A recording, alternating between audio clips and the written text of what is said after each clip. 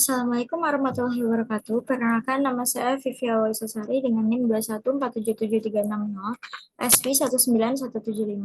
Pada kesempatan kali ini, saya akan mempresentasikan mengenai hasil dari praktikum pemrograman geospasial berangkat bergerak lanjut, acara 5, yaitu membangun aplikasi perangkat bergerak cuaca lintas platform. Pertama, tujuan dari praktikum acara 5 ini yang pertama yaitu memahami teknologi dan pendekatan untuk mengintegrasikan Ionic Framework dan ArcGIS Maps SDK for JavaScript untuk membangun hybrid apps berbasis geospasial. Kedua, yaitu memahami prosedur dan tahapan dalam mengintegrasikan Ionic Framework dan ArcGIS Maps SDK for JavaScript dengan memanfaatkan Angular dan menerapkan prosedur dan tahapan dalam mengintegrasikan Ionic Framework dan ArcGIS Maps SDK for JavaScript dengan memanfaatkan Angular untuk membangun hybrid app sederhana berbasis geospasial. Baik, di sini sudah ada project untuk membuat informasi cuaca. Sebelumnya saya ingin menjelaskan bahwa hybrid apps itu merupakan suatu aplikasi yang melakukan kolaborasi antara aplikasi dan web aplikasi. Hybrid apps dapat dijalankan seperti native apps. Hal ini dikarenakan karena hybrid apps ini berisikan HTML, JavaScript, CSS, serta gambar. ArcGIS Maps Apps SDK for JavaScript merupakan developer produk untuk membangun pemetaan dan analisis spasial untuk web.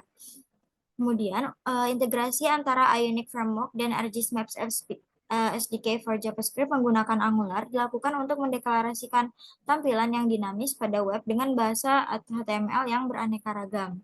Di mana Angular sendiri ini sudah ada, ya, ini di bagian Angular JSON ini,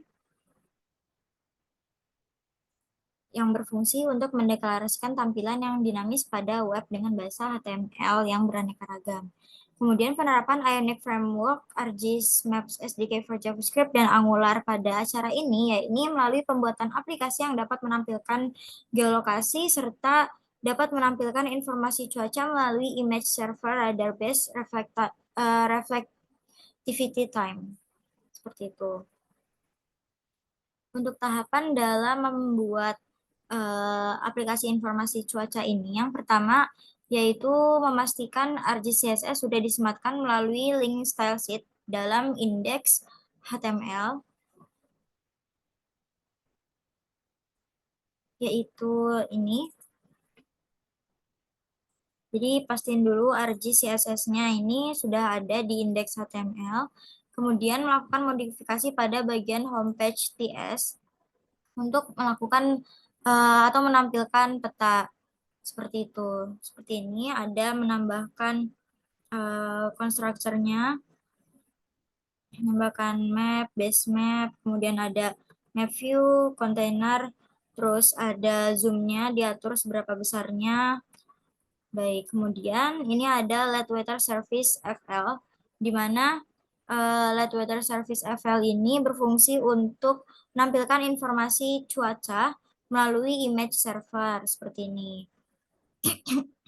Kemudian weather service FL ini perlu penyematan image server radar based reflectivity, di mana di bagian konstruktornya ini kita harus menyematkan tautan dari image server radar based reflectivity untuk menampilkan informasi cuacanya.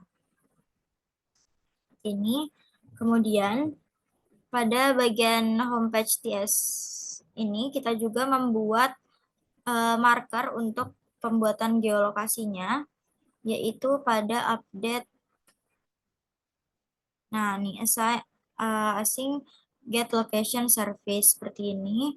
Lalu ada perintahnya let geom new point, di mana nantinya akan ada marker atau poin pada geolokasi kita, seperti itu. Nah, kemudian ada tugas juga, di mana tugasnya ini yang pertama membuat base map, di mana untuk membuat base map, pertama kita menambahkan async pada change base map seperti ini di bagian homepage TS, assign change base map this map view, map base map di selected base map. Kemudian kita menambahkan di bagian homepage HTML juga, menambahkan ion item seperti ini.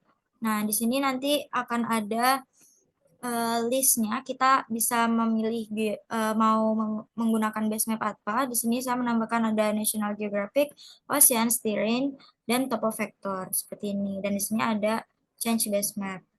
Kemudian kami juga ditugaskan untuk membuat marker pada informasi cuacanya, di mana informasi cuacanya ini nanti tertampilnya hanya di bagian United States, bukan di Indonesia, karena memang image image radarnya ini hanya bisa membaca di wilayah, bukan bukan hanya bisa membaca, maksudnya belum bisa membaca wilayah Indonesia seperti itu. Jadi Indonesia belum masuk ke image service. Langsung saja kita tampilkan, atau kita demokan. Nah, ini hasil dari geolokasinya. Di sini tampak geolokasi kita ada di mana. Kemudian di bagian kiri ini ada pilihan, ada option untuk memilih base map-nya, ada National Geographic, kemudian ada Oceans, kemudian ada Terrain, dan ada Topo Vector. Oke.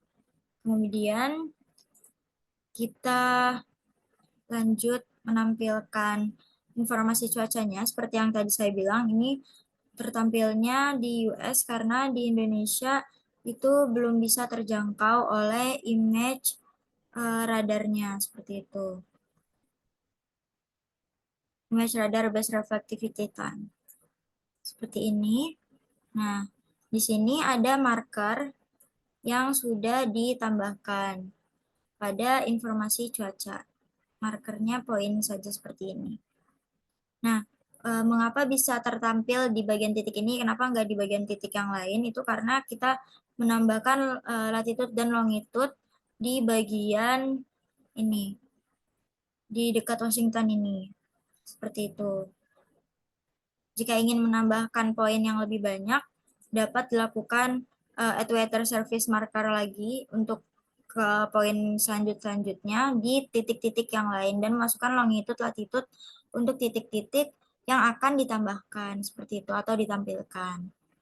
Baik, mungkin itu saja yang dapat saya sampaikan untuk PGPBL acara 5 ini. Kurang dan lebihnya mohon maaf. Wassalamualaikum warahmatullahi wabarakatuh. Terima kasih.